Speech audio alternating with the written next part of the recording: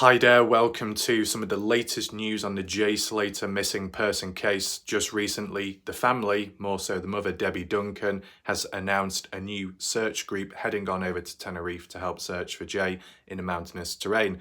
This new search group is a specialised team, which sounds promising. They're Dutch. They're from the Netherlands, and in terms of how they're being funded, supposedly the GoFundMe money is being used and put towards them coming on over. As to what amount, unknown. As to how much remains in the pot on GoFundMe, unknown. But we can take a look later on the site if you stick around long enough. Welcome to anyone that is watching right now.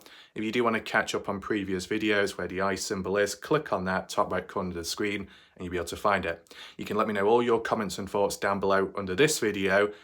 What do you think about this new specialised group coming on in? Are they experienced enough? Do you think it'll be a success or not? I've heard some comments online by people saying how this Dutch-based search group in the Netherlands, because in the Netherlands the land is pretty flat, do they have as much experience with mountains and terrain like that? Well, I'm sure if they're specialised, they'll have enough experience to make an impact in some way on the case, unless any group's just been pulled out of the hat. But obviously it will show in the results and boots on ground footage if there is any provided with time. It's just a matter of waiting. Have they come on over yet? I don't know if it's still in the process or not, but we're going to take a look at the latest news article to check for extra details and see what's really going on. So the article is by The Standard. Unfortunately, this silly, incompetent site won't allow the reader mode, where it makes the screen in the background black and the text stand out clearer.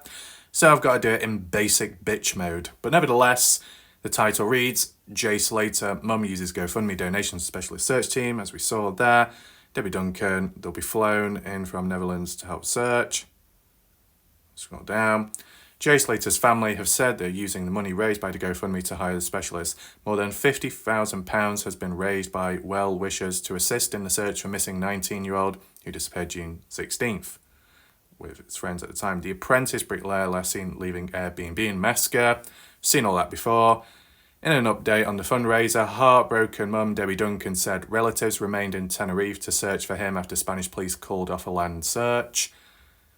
And ever since, the odd few volunteers have come on in. Some TikTokers as well have come and gone. Some have returned as well, such as Paul Abbott. Debbie says, we're still here in Tenerife searching daily with the help of volunteers and local hiking groups. There was a time where the family were complaining that not enough people were searching and not enough people were showing up, but look at the different people coming on in now. And is it finally now that the money is being put to good use? Instead of just flying out families and a free holiday out there, as some would classify, now the money is being used towards specialised groups, which I think it was Mark William Thomas advised at the start. In quotes here, as you all know, the Guardia Civil gave up the land search after 12 days. We have been actively working with search and rescue teams, and we now confirm that we have a team of experts flying in over the weekend from the Netherlands who will carry on the search with their specialist dogs. Dogs being used. Good. Cadaver dogs, I'm assuming, or other types. Dogs can be very handy, useful, especially when looking for a missing person or looking for remains of a deceased individual.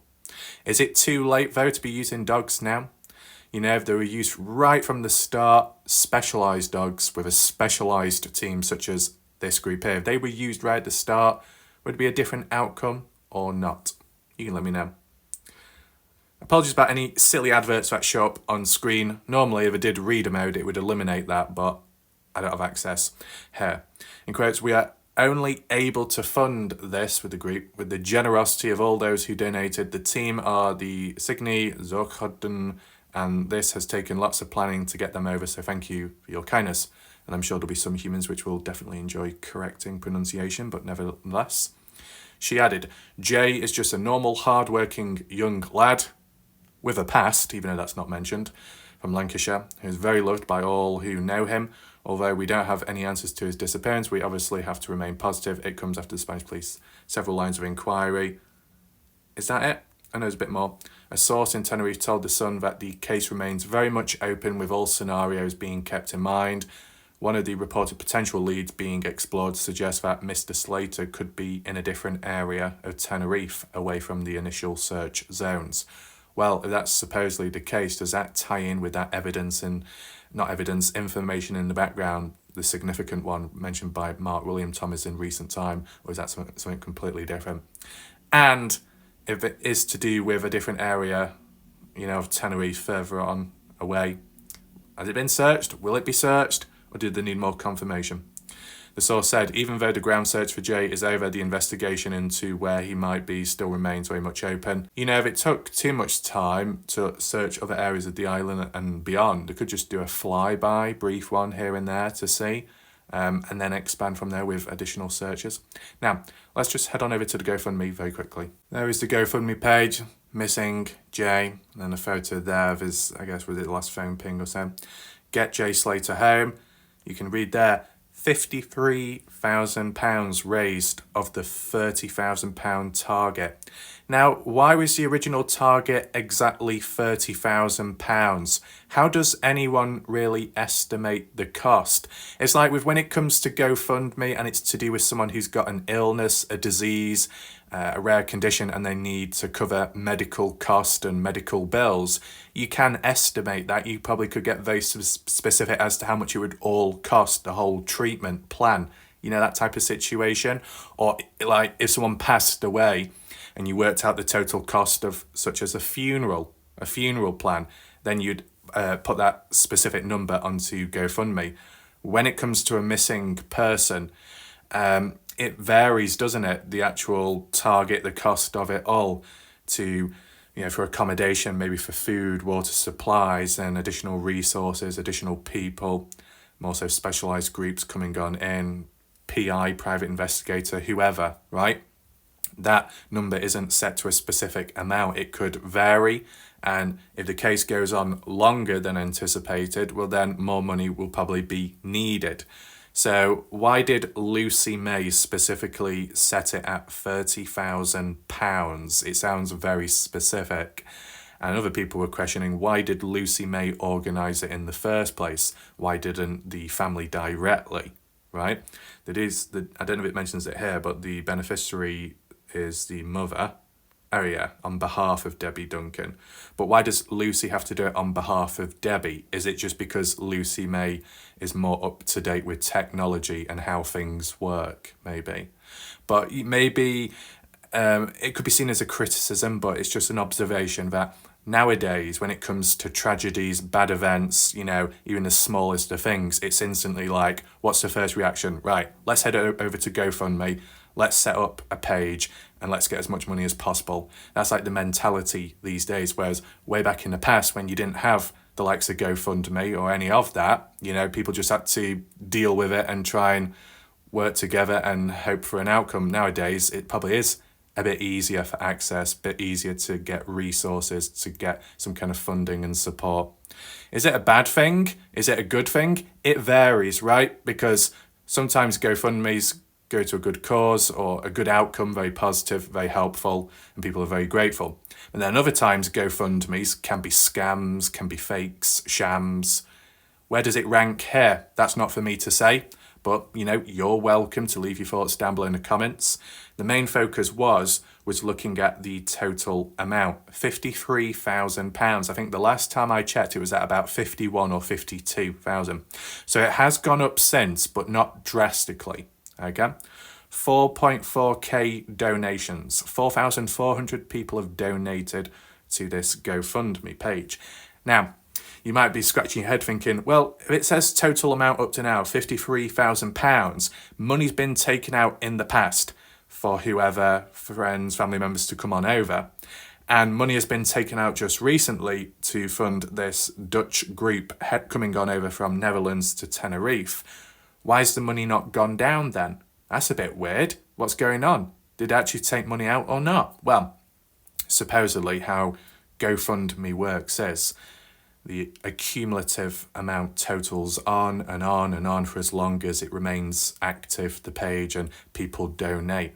But it doesn't give an update as to how much was taken out. It's not like a bank account where you put so much money in and it gives you the total, and then if you took so much out, it would go down in numbers, right? GoFundMe doesn't work like that. It only shows the total amount and it never goes down, it only goes up as long as people keep on donating, right? So that might be a misunderstanding or a disconnect between people out there who see this and then who hear the mother saying, oh yeah, money's been taken out to fund this and fund that, and then you look at the money here and you think, well, it's not gone down. Now, Debbie Duncan said she's got proof or receipts of transactions made and can prove it, but she feels like she shouldn't have to. But, you know, let's say in a situation where it could squash all negativity or attacks or suspicion, and it could clear everything up, right, for that transparency, and it can actually help the situation, then maybe it's not a bad thing to do, maybe. Scroll down. What else does it say here? Just as a brief description, because I've not looked at this before. Hi everyone, my name is Lucy. I have come on holiday to Tenerife to attend the NRG festival with my friend Jay and another friend, Brad Hargraves. On the last day of the festival, I left alone earlier than everyone else because I was tired from the weekend. Now, correct me if I'm wrong, I thought that Lucy and Brad left at the same time and Jay remained because he wanted to carry on partying. And yet Lucy says, I left alone earlier than everyone. If that's the case, then Brad followed after that, I'm assuming. But yeah, she says, I was tired from the weekend. I woke up to a phone call off Jay at 8:30 a.m. saying he was lost in the mountains, he wasn't aware of his surroundings, he desperately needed water, and his phone was on 1%. He had met 2 people on Sunday night and left with them to go to their apartment, the Airbnb. Their apartment was miles away from civilization and in a very secluded location. He left at 8 a.m. and walked half an hour before frantically ringing me when his phone reached 1%. This was 3 days ago now, at the time of when this was created, and no one has seen or heard from him since. His last location was on an off-road track, which was a 10-hour walk from his hotel.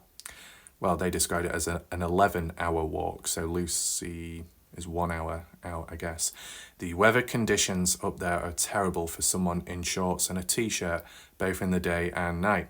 He has no water for when it's warm throughout the day, and he has no coat, suitable clothing for when it's cold at night.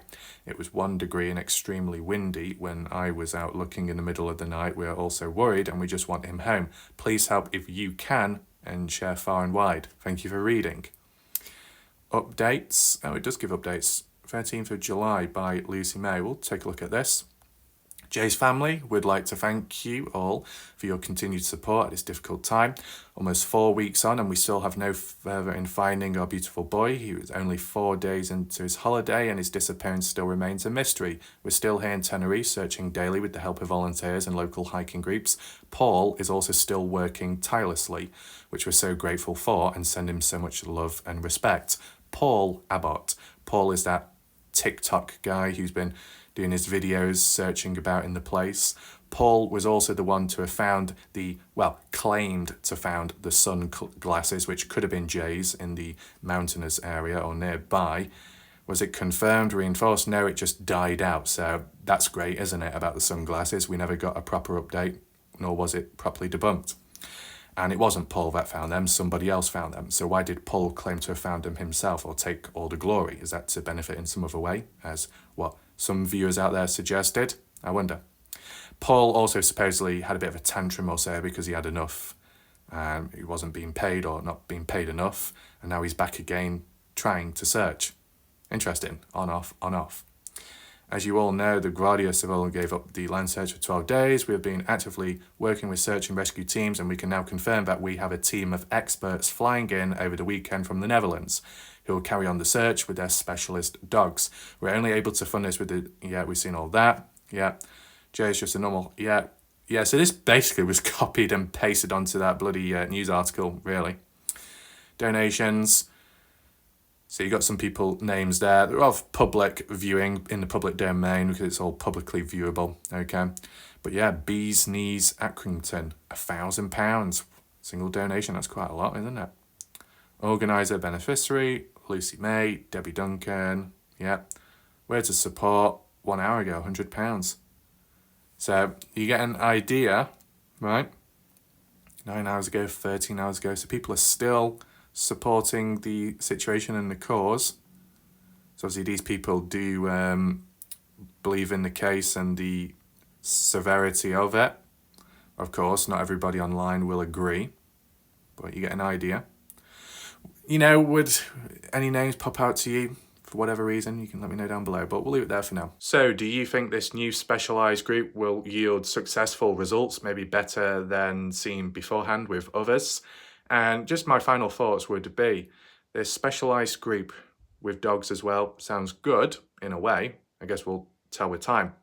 But why weren't they brought in sooner, or the equivalent elsewhere? Why weren't they brought in sooner? How come on the family's mind it was more so, let's bring over amateurs, let's bring over conflict of interest humans that are tied with Jay Slater, friends and family members. Let's bring them in first before we bring in actual specialised groups with specialised dogs, which could be used to track scent. And obviously scent is very important when searching for a missing person, especially in the early days and early hours of when the person went missing, because the longer it goes on for, the harder it is to track a person, depending on how far they've gone, of course, right?